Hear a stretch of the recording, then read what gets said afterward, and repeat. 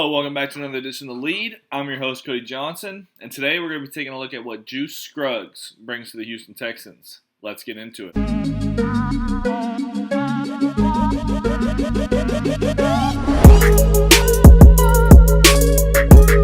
Penn State center Juice Scruggs.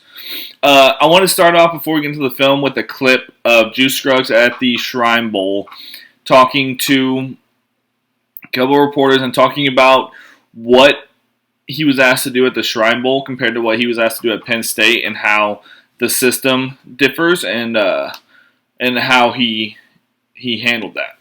So let me play this. If you're feeling like quickness more than power is like your game? Yeah, definitely.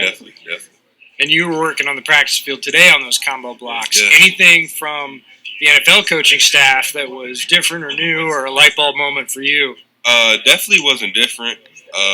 It's definitely a lot more wide zone here. The main concept is wide zone.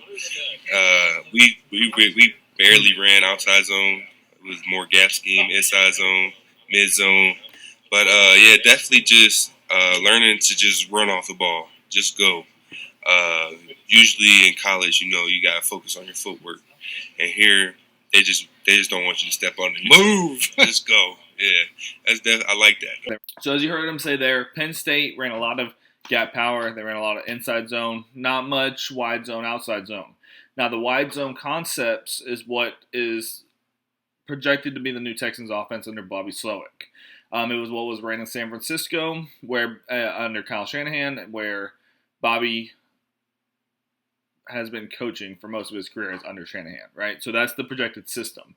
Now, by all accounts, Scruggs dominated the Shrine Bowl in the wide zone system. Again, something he didn't do much in college. Scruggs even had an interview at his pro day after Shrine Bowl. And one of the reporters asked, who has been talking to you the most? The first two answers out of Scruggs were the San Francisco 49ers and the Miami Dolphins. Two teams that are going to be the two offenses, I'll say, that are heavily influence what Bobby Slowick is going to be doing, right? That both of those are wide zone schemes. So I think, a lot of people were kind of surprised that Scruggs was taking a second-round pick for the Texans, but when you look at the fact that, he's going to be doing something that probably benefits his skill set better in the league, it kind of makes sense. I'll show that here now, right? So this first play we're going to get into is going to show his first step, right? I got a couple of clips. I'm going to play them back to back. But his first step, his get off, is able to reach an outside defender. You'll see it right here. Snaps the ball, gets off, reaches that defender. Wide open gap because he was able to reach this guy. And this running back was able to cut off of him, right? Wide open hole. Perfect. That's exactly what you want to do in a wide zone run offense. Similar thing here. Got the center right here. He's going to reach this guy. Running back's going to run right off of him. He reaches this defender. These guys reach their guys, and then this running back is going to find a wide open hole right here, right, with one defender in the box. That's not going to be blocked. So I'll run those back real quick just so y'all can kind of see again. But wide zone. Wide zone, widening out the defense, getting out in space and running. I think his first level quickness, his testing numbers kind of back this up. His explosion, his first step, really help him at the first level blocking, reaching defenders, all that stuff you need for a wide zone offense, right? So I'm going to kind of get into, I think he has good functional strength, right? He's not a mauler. So I'm going to kind of show you what I mean here. He's going to be blocking this defensive tackle right here, and he's going to be able to fend him off, but it's not, you don't typically see him driving guys off the ball like you see some power blockers, right? So I'll show you what I mean here. So he's got this guy extended, and he's got him blocked, and then Clifford's going to run right off his butt. But, mauler types are pushing this guy back, and I don't mean this as a negative thing. It's just not his game. He's not a mauler. As he said earlier, speed over power is his game, right? So good functional strength to hold off defenders, but not going to blow anyone off the ball. Now, where this can kind of be a concern that he's not a mauler is, and I didn't see it a ton watching this film, but there are some times where he can fall off blocks, right? I'll show you here. So this one, this is actually a clip from 2021, and he's playing offensive guard, and he's going to be blocking this defensive tackle right here. So what I mean by fall off, he's got him engaged right here. He's not driving him off the ball or anything like that. Running back is coming, and then this defensive tackle just kind of throw him to the side. Not throw him, but move him to the side. He falls off the block, and then that defensive tackle makes the tackle or gets in on the tackle. So there was a few times I saw that in this film. It wasn't like an every play thing, but again, good functional strength. I just want to emphasize good functional strength, not a mauler type. But you don't need to be a mauler in a wide zone offense. So another concern with his run, I don't even necessarily want to call it concern. I just think his second level blocking was a little inconsistent. There are times he filters through all the crap like you're going to see here and is able to pick up a block. I'll show you. Oh, sorry. He's playing right guard right here.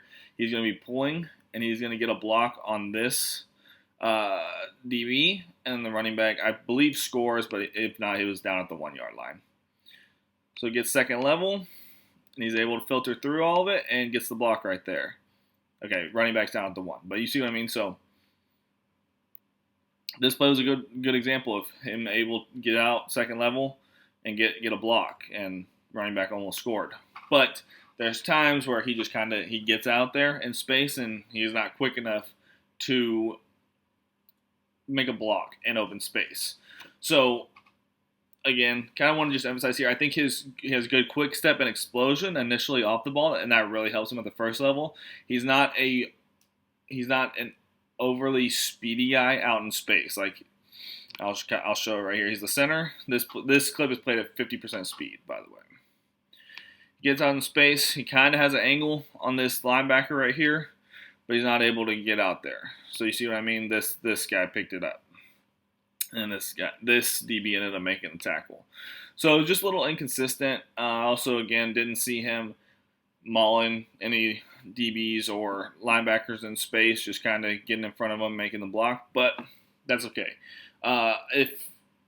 I don't know exactly what the plan is for the Texans to use him. If they're going to use him mostly blocking at the first level, reach blocking, perfect. He'll have to go second level sometimes, of course, as all offensive linemen do. And he can do it. It's just going to be a little inconsistent, especially early in his career. So I want to get into his pass blocking now. He's a very technical player, right? So what you're going to see here is pass blocking, this defensive tackle.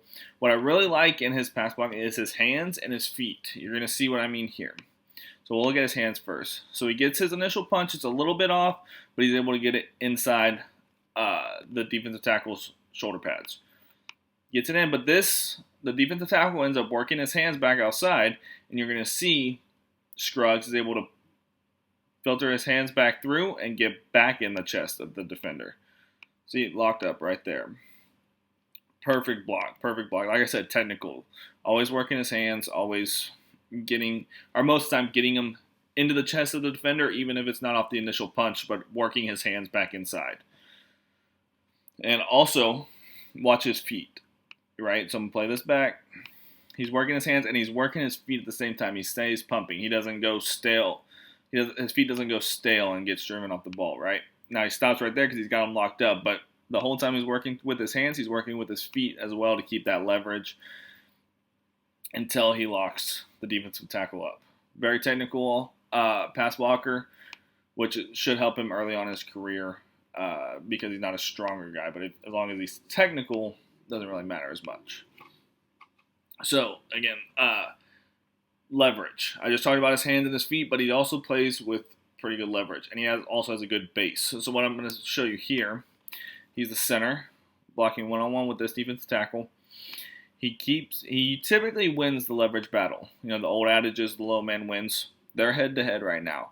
He ends up getting underneath, solid base, feet wide, not like this. You see with the guard where his feet are basically together. Gets underneath him, and then flips the defensive tackle into the ground. You know, good solid play, good base, good leverage. is able to win these battles, the leverage battle most of the time. What is this? Oh, yeah. And then same thing here. He doesn't win, Harley, cut that out. Same thing here. So this is more of his base than it is leverage. This defensive tackle does get lower than Scruggs. You see he has good base pumping, and then is able to push that defender into the dirt. Also a smart pass blocker. So what I mean by that is he was the guy that calls out protections for Penn State, calling out the mic, calling out the front, et cetera, et cetera. But smart, you can see it more as he's picking up stunts, right? Of the ball, he punches this defender, passes him along to the offensive guard. This defensive tackle loops around and has a free lane right here, but Scruggs sees it and is able to get over and make the block. And Clifford is able to get out of the pocket. Gets lit up right here, but I want to show the play from another angle. So, see right here, he's already engaged with the defensive tackle. This defensive tackle is looping. He passes it on to the guard and then picks up this looper from getting a free lick on the quarterback.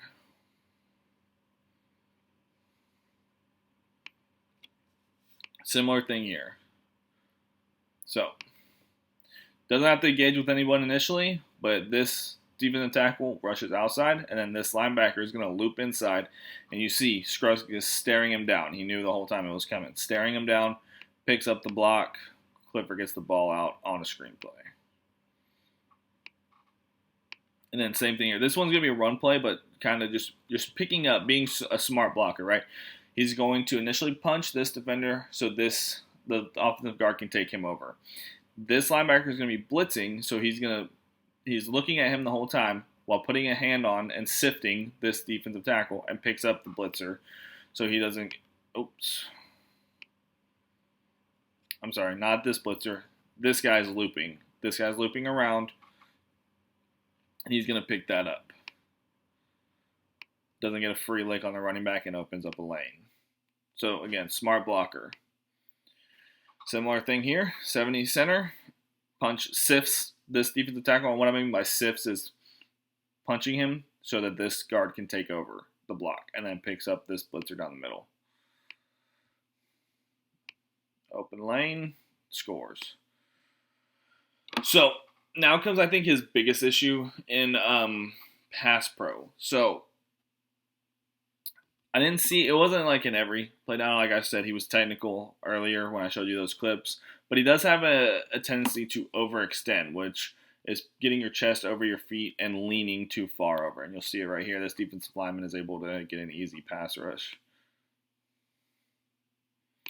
So he's overextending, his head's going down. Trying to punch, just reaches out too far. That defensive lineman's easily able to throw his arms and get after the passer. Didn't matter here.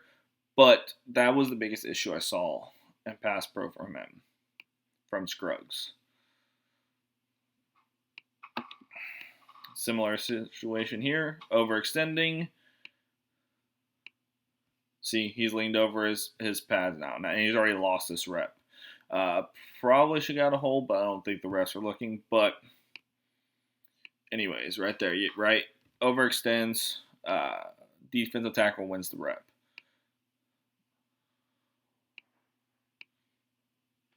So that's going to be all for this video today. If you like the content, hit that like and subscribe button. I'll be back soon with the Tank Dell video, so y'all stay tuned for that, and y'all have a good one.